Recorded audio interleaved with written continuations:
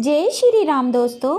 धन के भंडार भरने वाले भगवान विष्णु की गुरुवार व्रत कथा। बृहस्पतिवार का दिन भगवान विष्णु को समर्पित है। कहते हैं कि जो व्यक्ति हर गुरुवार भगवान विष्णु की पूजा करता है और गुरुवार की कथा सुनता है, गुरु बृहस्पति की और भगवान विष्णु की कृपा से उनकी सभी परेशानियां दूर हो जाती हैं। बृहस्पतिवार के दिन सूर्य उदय से पहले उठें और नित्य कर्म से निवृत्त होकर पीले रंग के वस्त्र पहने। इसके बाद पूरे घर में गंगाजल छिड़कें। इसके बाद पूजा घर में श्री हरि विष्णु की मूर्ति या चित्र स्थापित करें। पीले रंग के गंध पुष्प और अक्षत चढ़ाएं। इसके बाद चना गुड़ और मुनक्का चढ़ाकर विधि विधान से पूजन शुरू करें। फिर भगवान विष्णु के मंत्र का जाप करें। इसके बाद व्रत की कथा पढ़ें। कथा पढ़ने के बाद केले के पेड़ में जल चढ़ाएं। दोस्तों चलिए अब भगवान विष्णु की कथा आरंभ करते हैं। प्राचीन समय की बात है। भारतवर्ष में एक राजा राज्य करता था। वह बड़ा ही प्रतापी और दानी था। वह नित्य गरीबों और ब्राह्मणों की सेवा किया करता था। वह प्रतिदिन मंदिर में भगवान के दर्शन करने जाता, लेकिन यह सब बात उसकी रानी को अच्छी नहीं लगती थी। वह ना ही पूजन करती और ना ही किसी को दान दिया करती थी। उसका मन ऐसी चीज़ों में नहीं लगता था। एक दिन राजा शिकार खेलने वन को गए तो रानी और दासी महल में अकेले थी। उसी समय भगवान बृहस्पति देव साधु के भेष में राजा के महल में भिक्षा मांगने के लिए गए। भिक्षा मांगी तो रानी ने भिक्षा देने से मना कर दिया। रानी ने कहा, हे साधु महाराज, मैं इस दान्य पुण्य से तंग आ चुकी हूँ। इस कार्य के लिए तो मेरे पति देव ही बहुत है।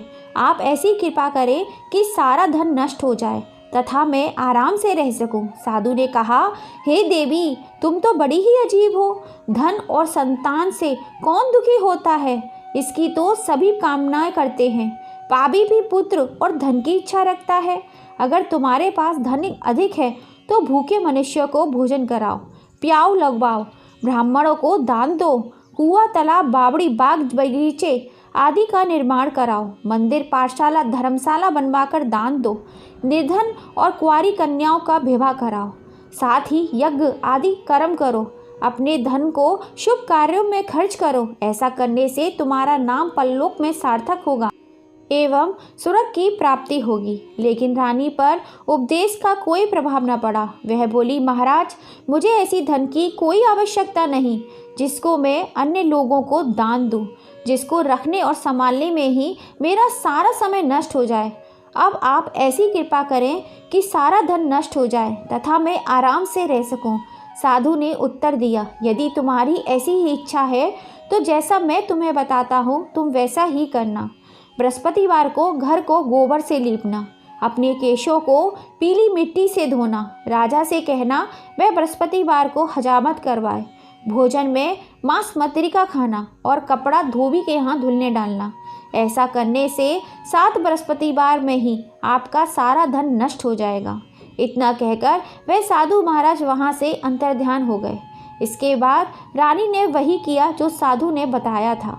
3 बृहस्पतिवार बीते ही थे कि उसका समस्त धन और संपत्ति नष्ट हो गई और भोजन के लिए राजा रानी तरसने लगे। तब एक दिन राजा ने रानी को कहा कि तुम यहाँ पर रहो, मैं दूसरे देश में चाकरी के लिए चला जाऊँ, क्योंकि यहाँ पर मुझे सभी मनुष्य जानते हैं, इसीलिए कोई कार्य नहीं कर सकता। देश चोरी परदेश भीख बराबर, ऐसा कहकर राजा परदेश चला गया। वहाँ जंगल को जाता और लकड़ी काटकर शहर में बेचता। इस तरह जीवन व्यतीत करने लगा। इधर राजा के बिना रानी और दासी दुखी रहने लगी। किसी दिन जब भोजन मिलता तो किसी दिन जल पीकर ही रह जाती।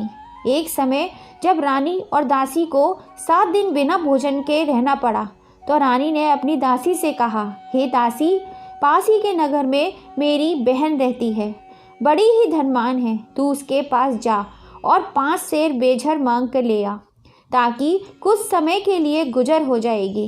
दासी रानी की बहन के पास गई। उस दिन बृहस्पतिवार था। रानी की बहन उस समय बृहस्पतिवार की कथा सुन रही थी।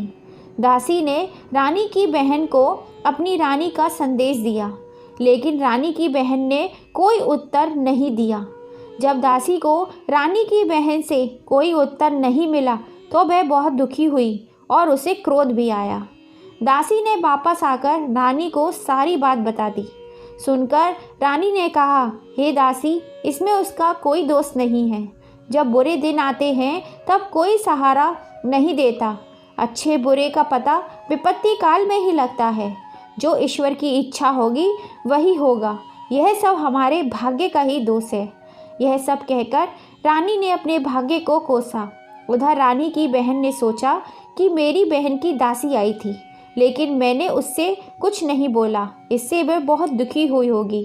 कथा को सुन पूजन समाप्त कर वह अपनी बहन के यहाँ गई और कहने लगी, हे बहन, मैं बृहस्पतिवार की व्रत कथा कर रही थी।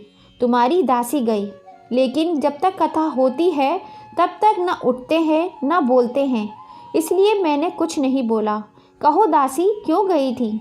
रानी बोली, बहन, हमारे घर अनाज नहीं था। ऐसा कहते कहते रानी की आंखें भर आईं। रानी ने दासी सहित 7 दिन तक भूखे रहने की बात अपनी बहन को बताई। इसलिए मैंने दासी को तुम्हारे पास 5 सेर अनाज लेने के लिए भेजा था। रानी की बहन बोली, बहन देखो, बृहस्पति देव सबकी मनोकामनाएं पूरी करते हैं। देखो, शायद तुम्हारे घर में अनाज रखा हो।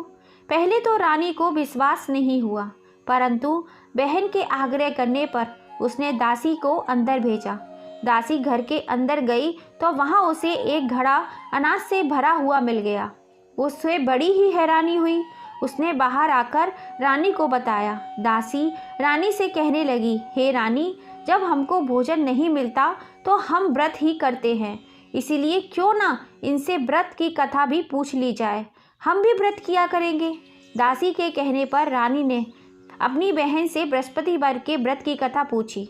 उसकी बहन ने बताया, बृहस्पतिवार के व्रत में चने की दाल, गुड़ और मुनक्का से विष्णु भगवान का केले की वृक्ष की जड़ में पूजन करें तथा दीपक जलाएं और कथा सुनें। उस दिन 1 दिन का समय भोजन करें। भोजन में पीले खाद्य पदार्थ का सेवन जरूर करें, इससे गुरु भगवान प्रसन्न होते हैं, अन्न, पुत्र और धन का वरदान देते हैं, साथ ही सभी मनोकामनाएं पूर्ण करते हैं। व्रत और पूजन की विधि बताकर रानी की बहन अपने घर लौट आई। रानी और दासी दोनों ने निश्चय किया कि इस बार बृहस्पति देव भगवान विष्णु का पूजन जरूर करेंगे। 7 रोज बाद जब बृहस्पतिवार आया तो उन्होंने व्रत रखा। घुड़साल में जाकर चना गुड़ बीन लाई तथा उसकी दाल से केले की जड़ का तथा विष्णु भगवान का पूजन किया। अब पीला भोजन कहाँ से आए? दोनों बड़ी दुखी थी, परंतु उन्होंने व्रत किया था, इसीलिए बृहस्पति देव भगवान प्रसन्न थे।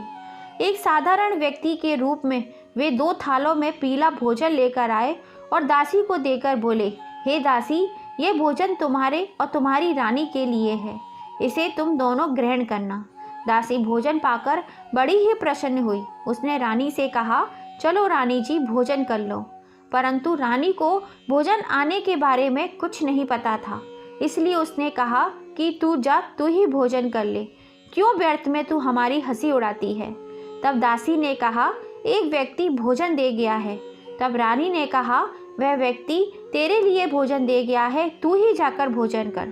तब दासी ने कहा, वह व्यक्ति हम दोनों के लिए 2 थालों में सुंदर पीला भोजन देकर गया है, इसलिए मैं और आप दोनों ही साथ साथ भोजन करेंगे। यह सुनकर रानी बहुत ही प्रसन्न हुई और दोनों ने गुरु भगवान को नमस्कार कर भोजन प्रारंभ किया। उसके बाद से वे प्रत्येक बृहस्पतिवार को गुरु भगवान का व्रत और विष्णु भगवान का पूजन करने लगी।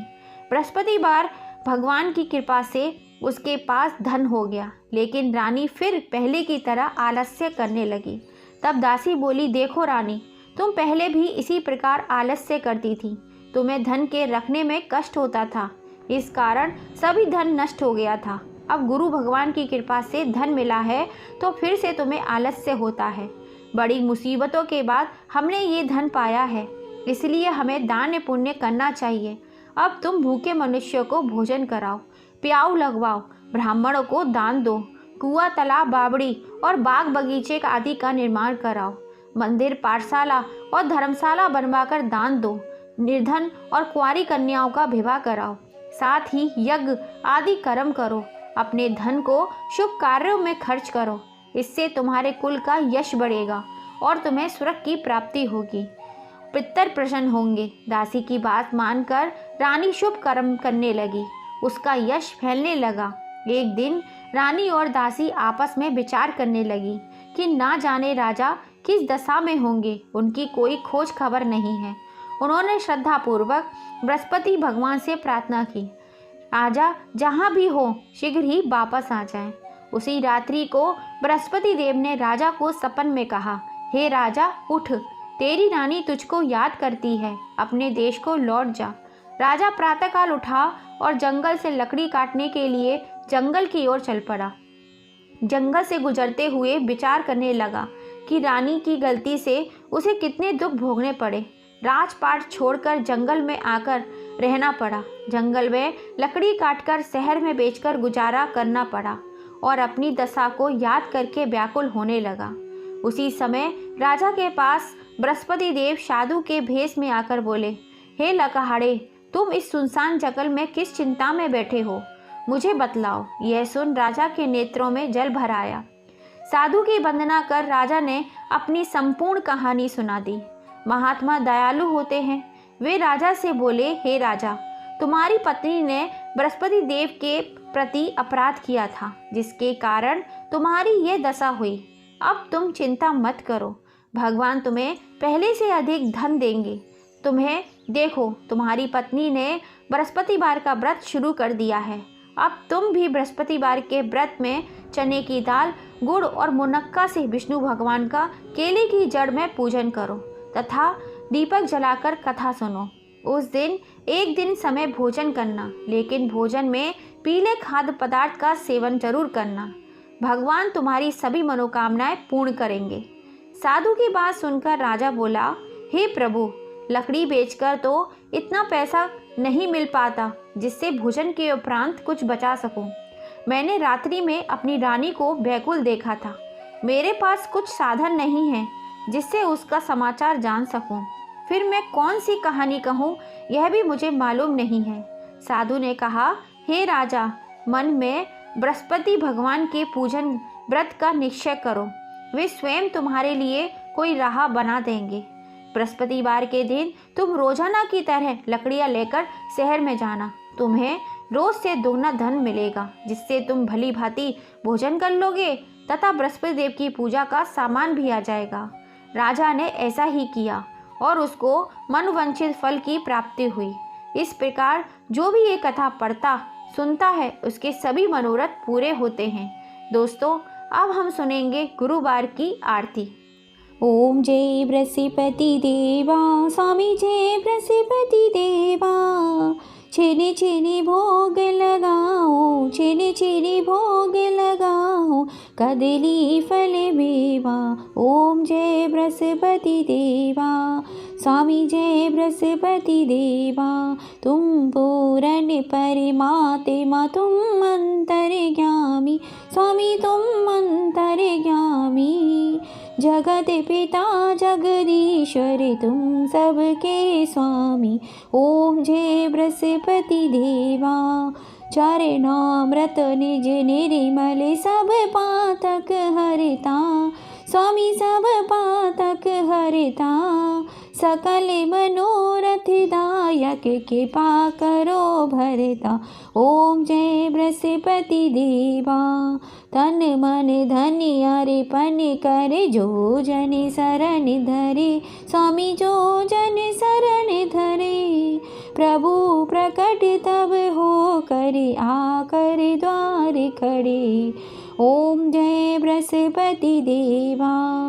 दीन दयाल दयानिधि, भक्तन हितकारी, स्वामी भक्तन हितकारी। पाप दोष सब हरता, भव बंधन हारी। ओम जय जगदीश हरे। सकल मनोरथ दायक, सब संशय तारो, स्वामी सब संशय तारो। विषय विकार मिटाओ, संतन सुखकारी। ओम जय बृहस्पति देवा, जो कोई आरती तेरी प्रेम सहित गावे, स्वामी प्रेम सहित गावे। हे गुरु मन को लगावे, कष्ट हरो उनके, मन वांछित फल पावे। ओम जय बृहस्पति देवा, स्वामी जय बृहस्पति देवा। दोस्तों, इसी के साथ कथा और आरती संपन्न हुई। अगर आपने कथा और आरती का आनंद लिया हो तो ज़्यादा से ज़्यादा इसे अपनी फैमिली फ्रेंड में शेयर कीजिएगा, और अगर अब तक चैनल को लाइक एंड सब्सक्राइब नहीं किया है तो जल्दी से कर लीजिए। बाजू में लगे बेल आइकन को ज़रूर दबा दीजिएगा, जिससे हम जब भी कोई नई कहानी डालें उसका नोटिफिकेशन आपको मिल सके। और कमेंट में जय श्री राम लिखना मत भूलिएगा। फिर से आप सभी का दिल से धन्यवाद। अपना कीमती समय देने के लिए भी आप सबका दिल से धन्यवाद। जय श्री राम।